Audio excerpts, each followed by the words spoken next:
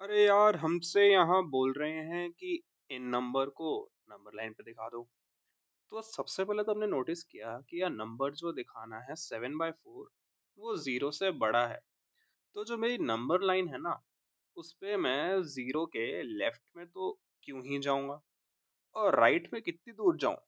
तो हमने देखा कि यार 7/4 जो है वो 8/4 से छोटा है और 8/4 तो 2 होता है।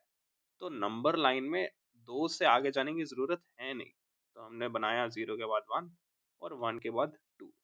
तो ये तो हमने डिसाइड कर लिया कि भाई नंबर लाइन कहाँ से कहाँ तक की बनानी है।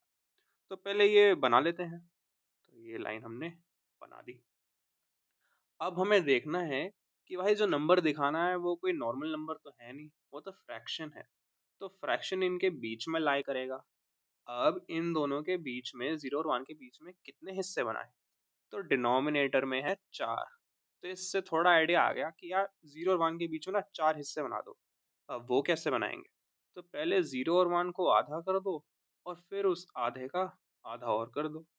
ये कितने हिस्से बन गए? 1, 2, 3 और 4। पर लाइनें कितनी बनी? सिर्फ 1, 2 और 3। तो ऐसे ही 1 और 2 के बीच में भी 3 छोटी लाइनें बना देंगे। तो ये भी हमने बना दी। अब हमें देखना है कि यार ये कौन से नंबर है।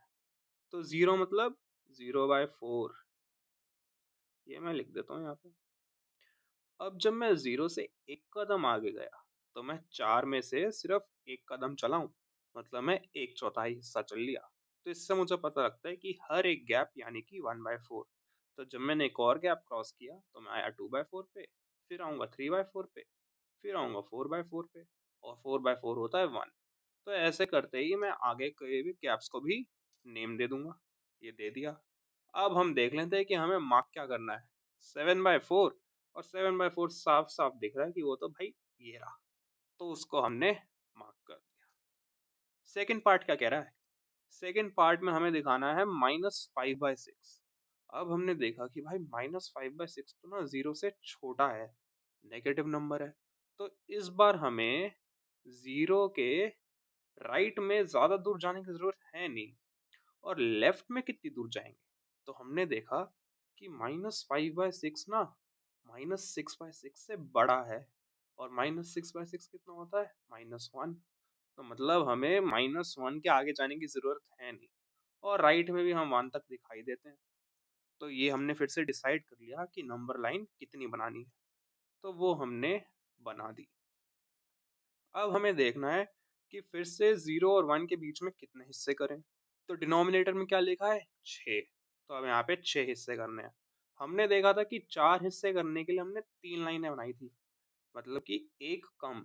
तो 6 हिस्से करने के लिए भी हम सिर्फ 5 लाइनें ही बना देंगे। तो मैंने 0 और 1 के बीच में 5 लाइनें बना दी। ऐसे ही -1 और 0 के बीच में भी 5 लाइनें बना देंगे। तो ये बना देते हैं। अब इनको नाम देना है।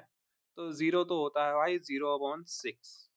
जब मैं 0/6 के एक कदम राइट में गया तो मैं 6 हिस्सों में से एक कदम आगे आ गया, यानी कि 1/6। जब मैं 0 से एक कदम लेफ्ट में गया तो मैं 6 में से एक कदम पीछे आ गया और क्योंकि पीछे आ गया हूँ तो ये बन जाएगा -1/6।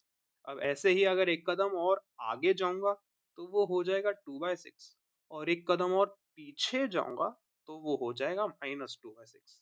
समझ में आ गया ना कैसे नेम करेंगे? तो ऐसे ही सबको हम नेम कर देते हैं। अब हमें दिखाना क्या था? -5/6। वो तो भाई दिख रहा है कि ये रहा। तो ये हमने मार्क कर दिया और हमारा क्वेश्चन सॉल्व हो गया।